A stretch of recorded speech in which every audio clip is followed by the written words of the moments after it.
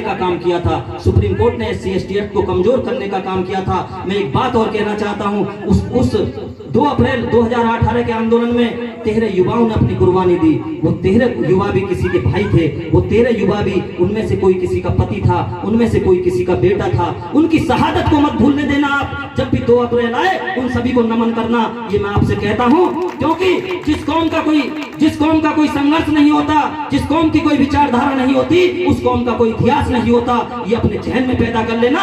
जिस दिन तुम्हारा इतिहास खत्म हो गया उस दिन तुम इस देश से खत्म हो जाओगे। जिस दिन तुम्हारा भारत का संविधान खत्म हो गया उस दिन तुम इस देश से खत्म हो जाओगे। जिस दिन बाबा साहब अम्बेडकर जी की विचारधारा इस देश से खत्म हो गई उस दिन तुम इस देश से खत्म हो जाओगे।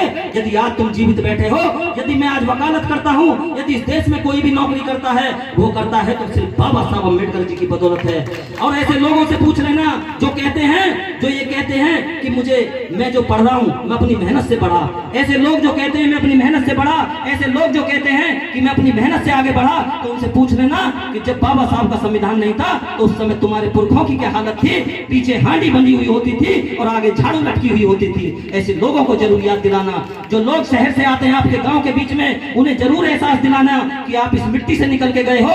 यदि आप आज शहर में नौकरी कर रहे हो तो आपके बाप दादाओं ने खून पसीने की कमाई एक करके की है। और ऐसे लोगों को समाज में आप स्थान मत देना। मैं तो कहता हूं ऐसे समाज के लोगों को पानी भी मत देना जो अपने भाई भतीजों को पढ़ाने का काम नहीं करते, जो अपने भाई को आगे बढ़ाने का काम नहीं करते। ऐसे लोगों को भी सम्मान आप मत देना। क्योंकि बाबा साहब अम्बेडकर एक बात कह गए थे कि मुझे मेरे पढ़े लिखे समाज के लोगों ने धोखा दिया। कही थी नहीं कही थी?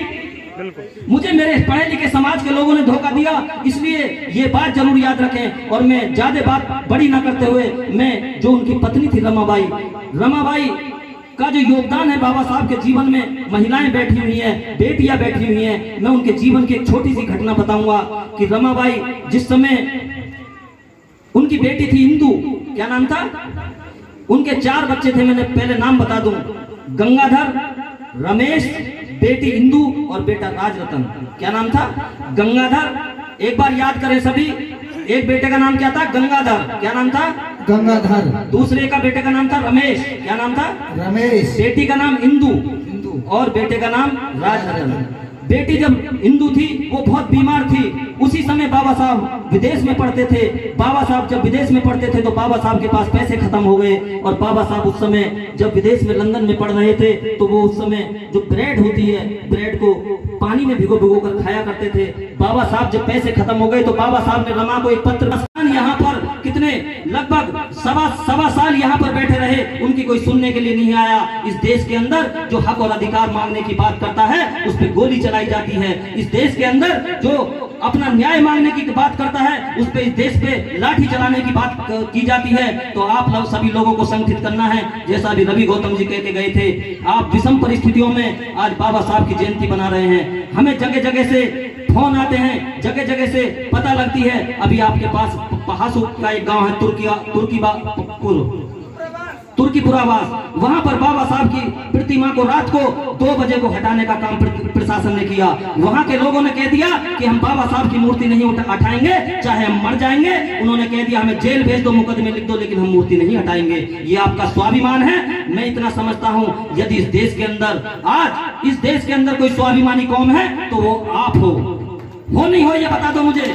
अगर कोई इस देश के अंदर गलत का विरोध कर रहा है, आप फेसबुक देख लेना, आप व्हाट्सएप देख लेना, आप इंस्टाग्राम देख लेना। अगर इस देश के अंदर भारत सरकार की अगर गलत नीतियों का विरोध किया है, इस देश के अंदर यदि किसी गलत नीति का विरोध किया है तो आप लोगों ने किया है। आपके अलावा कोई भी जाति ऐसी नहीं है जिसने गलत का विरोध किया हो। और मैं एक बात आपको बताना चाहता हूँ कि ये जो मान सम्मान मिला है, हम आपको यकीन दिलाते हैं। चाहे क्योंकि जो मैं भी तुर्कीपुरावास का बता रहा था, हम वहां अगले दिन गए क्योंकि वहां के लोगों पे मुकदमे लिखने की नौबत आई। उन्होंने मूर्ति नहीं हटाई। वहां पर जब पुलिस प्रशासन बुलडोजर लेकर के पहुंचा, उन्होंने तब भी मूर्ति हटाने के लिए मना कर दिया। वहां पर अचानक उस समय डेथ हो गई। तो मैं आपको बताना चाहता हूं, रात को 2 बजे जब लोग सो रहे थे तो प्रशासन ने वहां बाबा साहब की मूर्ति हटाने का काम किया।